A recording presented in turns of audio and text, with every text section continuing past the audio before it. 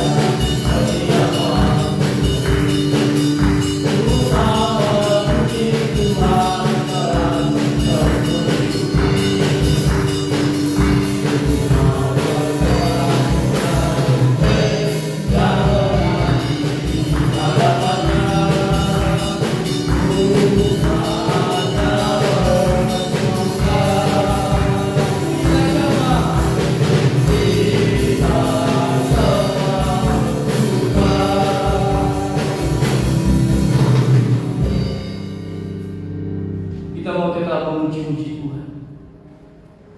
Kita nyanyikan pujian atau penyembahan kita kepada Tuhan. Yesus kami puja, kami sembah sebagai Raja. Haleluya Yesus.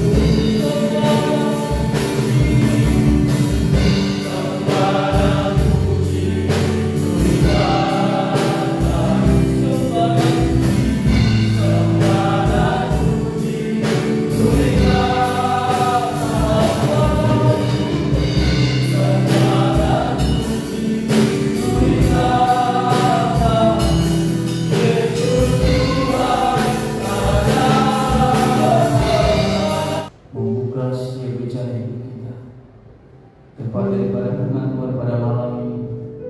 Biarlah firman Tuhan yang boleh kita dengar malam ini memberikan kekuatan yang baru dalam pencerahan kehidupan kita pribadi. Firman Tuhan akan disampaikan oleh Bapak Pembala kita, dan sekaligus memimpin kita di dalam doa dan menyampaikan berkat bagi kita. Kembali semua dengan jemaat bangkit berdiri. Haleluya. Seperti rusa yang terus.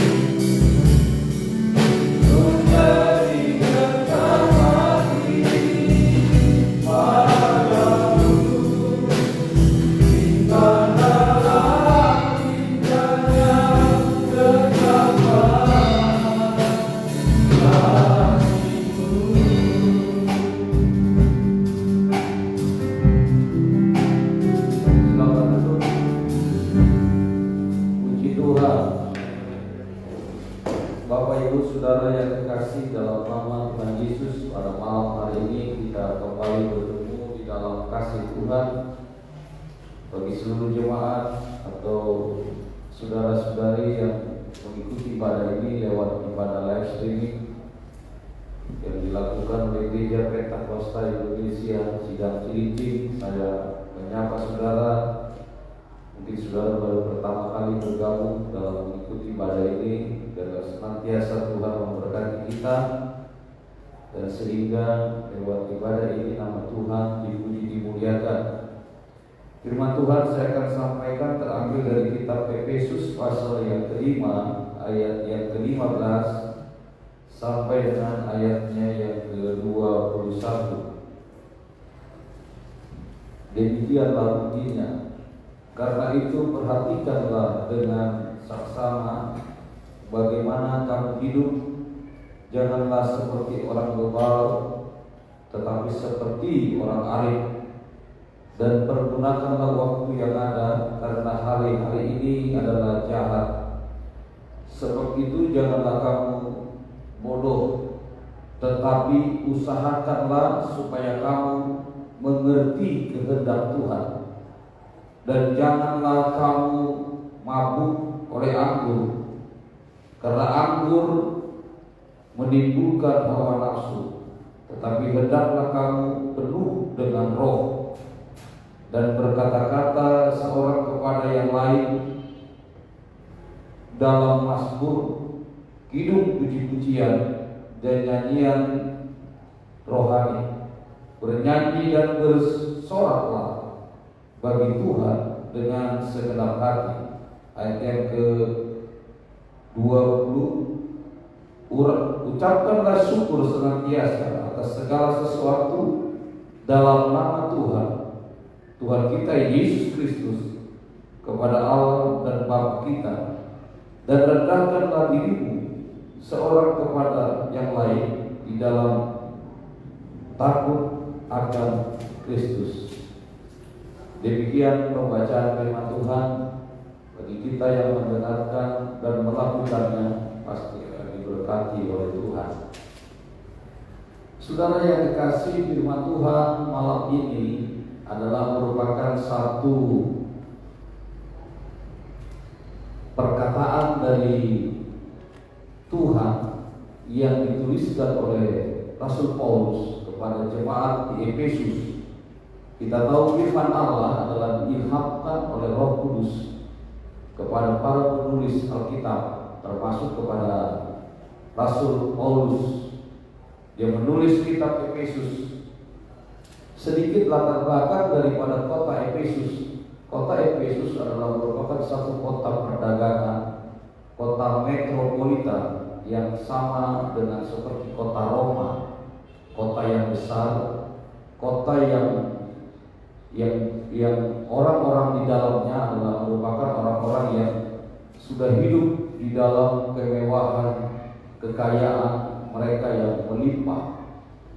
Karena di dalam kota Efesus itu ada satu kuil atau Ka'bah dari dewa Diana, di mana di sana ada satu dewi yang memiliki patung wanita yang mungkin sangat jelek. Tetapi dulu patung ini, dewi ini sudah dibakar dan dibangun kembali. Dan karena mereka percaya bahwa patung ini adalah turun dari surga, sehingga di sana kehidupan moralitas daripada orang-orang di Efesus itu adalah sungguh sangat duniawi, sungguh sangat dipengaruhi oleh keadaan mistik, oleh keadaan tentang dewa dewi yang menjadi gaya hidup mereka. Itu sebabnya Paulus sebetulnya menulis surat Efesus ini bukan karena Paulus mendisiplinkan, bukan karena menegur, mengkoreksi jemaat ini, tetapi adalah meyakinkan mereka bahwa mereka adalah tubuh Kristus. Mereka adalah orang-orang yang menjadi terang, menjadi gereja yang hidup, menjadi tubuh Kristus adalah merupakan satu standar kehidupan yang tinggi di dalam kehidupan orang-orang percaya. Sebetulnya orang Kristen itu memiliki satu standar kehidupan yang harus lebih tinggi dari kehidupan yang lain, lebih tinggi dari kehidupan orang-orang dunia, orang-orang yang ada hidup pada zaman itu. Nah, sebetulnya Allah ingin membentuk tubuh Kristus itu adalah merupakan satu tubuh, satu anggota, satu gereja yang benar-benar mencerminkan bahwa menjadi kepanjangan tangan atau menjadi saluran corong daripada Allah itu sendiri untuk menyampaikan kabar baik kepada dunia. Itu sebabnya Paulus menuliskan surat ini adalah supaya orang-orang yang ada di Efesus tidak terpengaruh, tidak ikut-ikutan dengan orang-orang yang ada di sekitar daripada kota Efesus. Sama dengan seperti kota di Jakarta. Kalau saudara pergi ke kota Jakarta, ke daerah-daerah seperti di Jakarta, di kota sana, kita saudara kan lihat kehidupan malam di situ. Orang-orang yang sungguh sangat penuh dengan foya-foya, penuh dengan kenikmatan-kenikmatan duniawi yang saudara akan temukan di sana. Nah, apakah perbedaan antara orang yang ikut Tuhan yang menjadi tubuh Kristus dengan orang-orang yang ada di dalam dunia ini? Tentu ada perbedaan, saudara. Tidak mungkin sama. Kalau kita sama dengan orang-orang yang hidup di dalam kehidupan duniawi dengan orang Kristen yang orang sudah percaya kepada Yesus, maka percuma saja Yesus mati, percuma saja Yesus datang menebus setiap dosa. Tetapi saya percaya itu sebabnya malam ini firman Tuhan mengingatkan kepada kita adalah supaya kita menjadi tubuh Kristus yang mengenakan atribut-atribut kealahan surgawi. Karakter kita sebetulnya adalah harus memiliki karakter gaya hidup seperti Kristus. Nah, saudara yang terkasih, kita melihat di dalam pembacaan firman Tuhan ini ada ciri-ciri daripada tubuh Kristus atau gereja yang sungguh-sungguh percaya kepada Yesus. Ini karakternya akan kita lihat di sini. Ini ciri-cirinya, saudara. Apa ciri-cirinya? Ada beberapa hal yang kita lihat dalam pembacaan ini.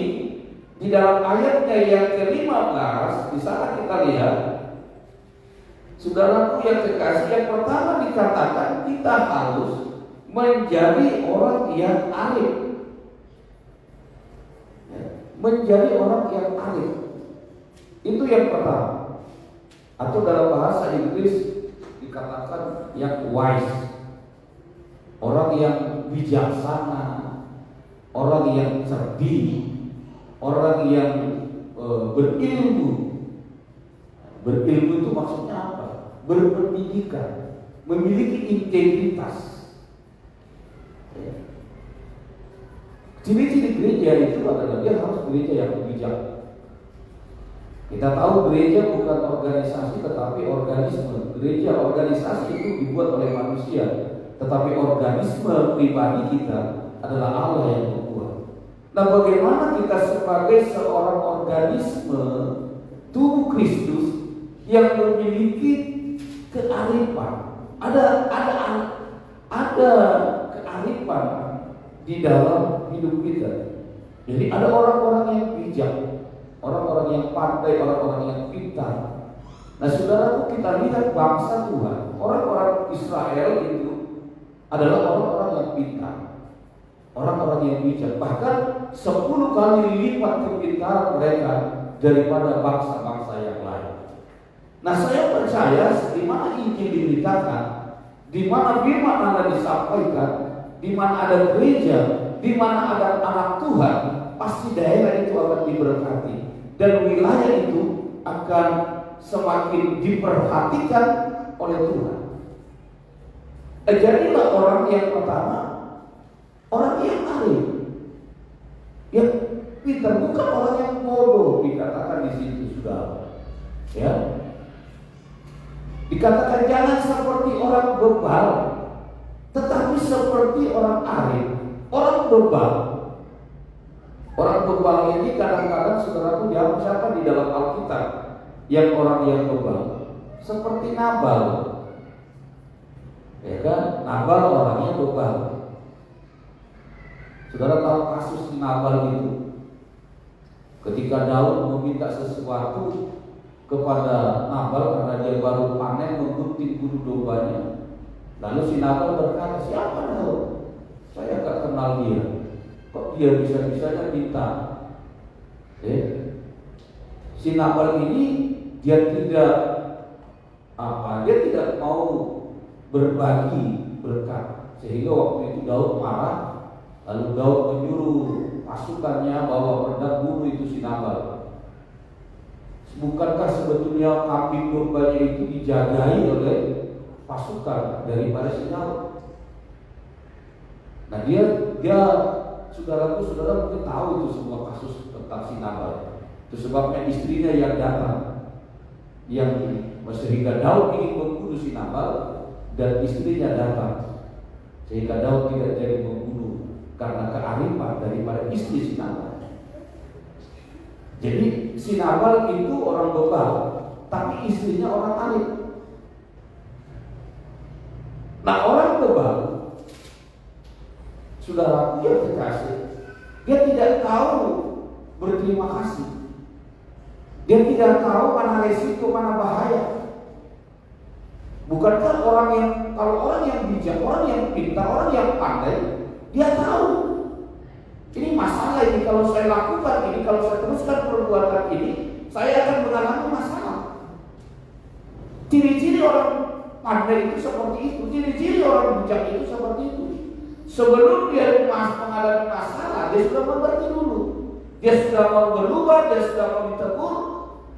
Dia tidak teruskan. Kalau dia sudah salah, dia mengakui kesalahannya. Bukan justru dia terus berbuat kesalahan sampai mentok, sampai mengalami penderitaan. Saudara tahu itu si Nabal. Malam itu istrinya bercerita kepada dia kalau malam itu Daud ingin membunuh dia, dan dia bebas saja minum-minum ketika istrinya bercerita.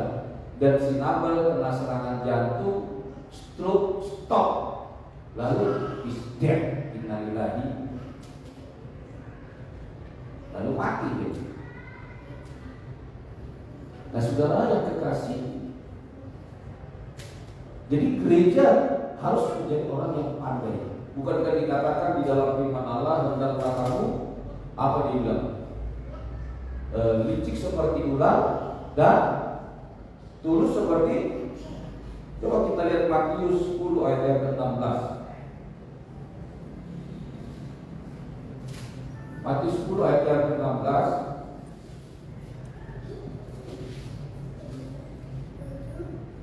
Lihat, aku mengutus kamu seperti domba ke tengah-tengah serigala.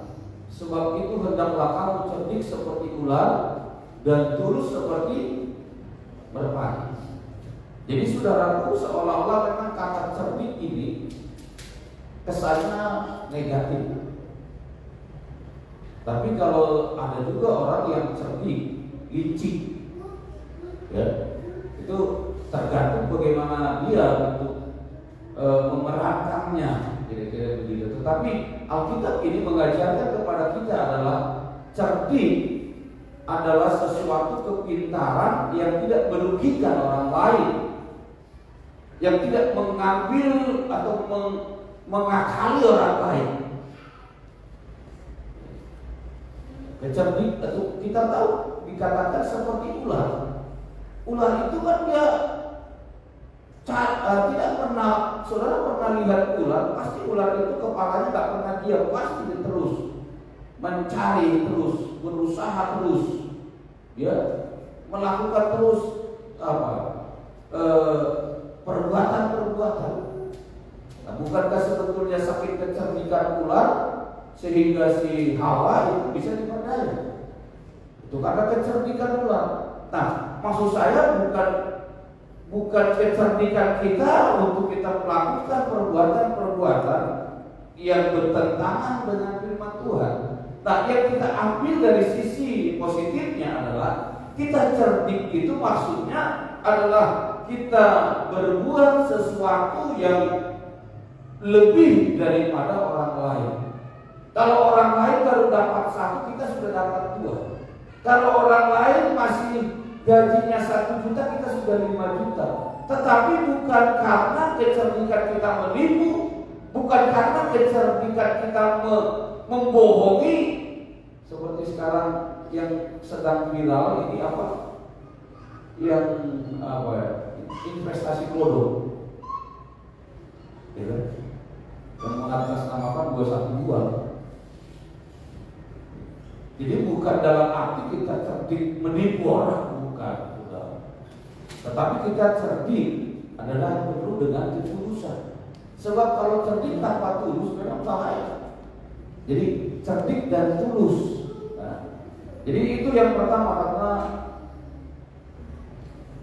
Yang kedua adalah ciri gereja yang sempurna adalah dikatakan di dalam firman Tuhan ini tadi, di dalam kita baca adalah penuh dengan Roh Kudus. Ya, gereja saudara itu kita harus penuh dengan Roh Kudus. Jangan pernah saudaraku yang kekasih tidak dipenuhi dengan Roh Kudus. Saya membaca terjemahan di dalam terjemahan lain berkata bahwa dipenuhi dengan Roh Kudus itu adalah berkali-kali. Jadi bukan sekali, seringkali kalau kita kebaktian 10 malam hari Pentakosta lalu kita penuh dengan Roh Kudus, wah haleluya, lalu besoknya enggak. Sebetulnya tidak baik. Yang menurut Alkitab adalah kita penuh dengan Roh Kudus itu dipenuhi berkali-kali. Setiap ibadah dipenuhi, setiap kita berdoa dipenuhi, terus-menerus dipenuhi. Sehingga saudaraku yang kekasih, kehidupan kita mau dipimpin oleh Roh. Dan yang ketiga dikatakan mengucap syukur senantiasa. Kita mengucap syukur senantiasa. Dan yang keempat merendahkan hati. Nah inilah saudara, dari keempat poin ini, inilah sebetulnya yang menjadi ciri daripada gereja Tuhan, supaya kita menjadi gereja yang tetap bertumbuh, dewasa, mengenal Tuhan dengan baik. Saya percaya apabila kita lakukan keempat poin ini, yang pertama tadi kita harus arif, dan yang kedua penuh dengan Roh, dan yang ketiga kita senantiasa mengucap syukur, dan yang keempat kita merendahkan hati kita di hadapan Tuhan. Saya percaya Tuhan akan memberkati kita. Demikianlah firman Tuhan. Kita akan masuk dalam doa. Bagi seluruh jemaat Tuhan yang ada di rumah maupun yang ada di tempat ini, mari saudara kita bangkit berdiri, kita akan sembah Tuhan. Kita akan masuk di dalam doa kita. Dan nyanyikan pujian Roh Allah yang hidup menuhiku. Haleluya. Ada beberapa jemaat Tuhan yang masih dalam pemulihan, kita bawakan di dalam doa.